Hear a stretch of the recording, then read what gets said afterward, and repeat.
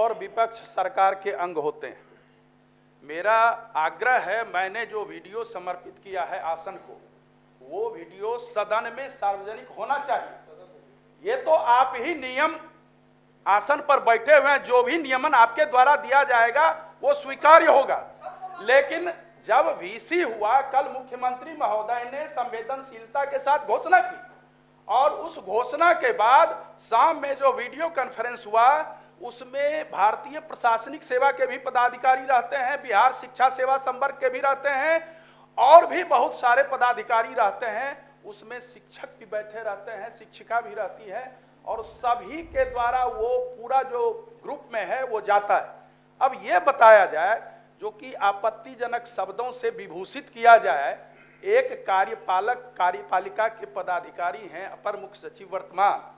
अब कोई पदाधिकारी दूसरे नहीं है, दूसरे पदाधिकारी के बारे में नहीं कहा जा रहा है, लेकिन कहां हम लोग हैं। वो नियम कानून, शुक्राचार्य भी दानव थे लेकिन उनकी भाषा संयमित थी महोदय। लेकिन आपत्तिजनक शब्दों के साथ वीडियो कॉन्फ्रेंस में ऐसे हिटलरी से तो सरकार की साख ही प्रभावित हो रही है। मेरा कहना है निश्चित रूप से पढ़ाई हो, निश्चित रूप से अनुश्रवण हो, एकदम हो, शिक्षा की गुणवत्ता के लिए वो जरूरी है। लेकिन वो कार्यपालिका के सर्वोच्च पद पर बैठे हुए हैं।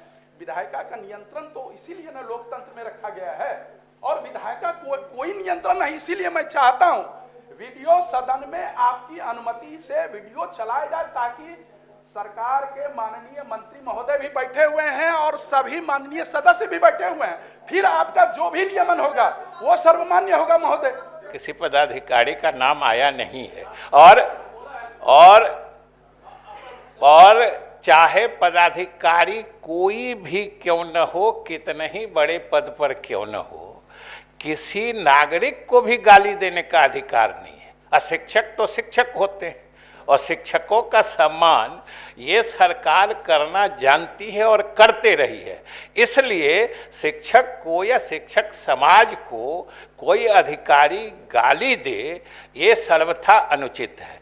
और जिस वीडियो क्लिपिंग या जिसकी बात इन्होंने कही है, वो सबसे इस माने में सक्षम और उपयुक्त जगह आसन है।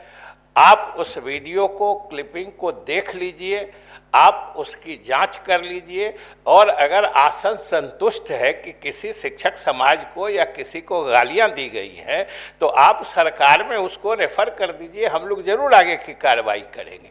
और जहां तक एक और बात, जिसकी बात चर्चा बराबर आते रही है, आज भी सुबह हमसे कई प्रतिनिधियों ने कहा है कि कल मुख्यमंत्री जी ने जो घोषणा की थी कि उस सदन में भी कुछ सदस्य के द्वारा और इस सदन में भी दोनों तरफ के सदस्यों के द्वारा, सत्ता पक्ष से भी हमारे बहुत सारे साथी हैं, जो विद्यालय का समय जो 9 से 5 हो गया था, उसके बारे में उन्होंने मतलब आपत्ति की थी कि ये 9 से 5 उचित नहीं है, न बच्चों के लिए न शिक्षकों के लिए। मुख्यमंत्री जी ने वहीं पर तत्काल घोषणा की थी और शायद यहाँ भी घोषणा की थी, जिसकी चर्चा हुई थी, कल तो मैं इस सदन में नहीं आ पाया था, कि विद्यालय 10 से 4 ही चलेंगे। आज सुबह इस संबंध में जब सदन की कार्रवाई प्रारंभ होते ही फिर से कुछ सदस्यों ने इस बात की चर्चा की, मामला उठाया और कहा कि क्लास तो 10 से 4 का हो गया है, लेकिन शिक्षक को 9 बजे आने के लिए कहा जा रहा है।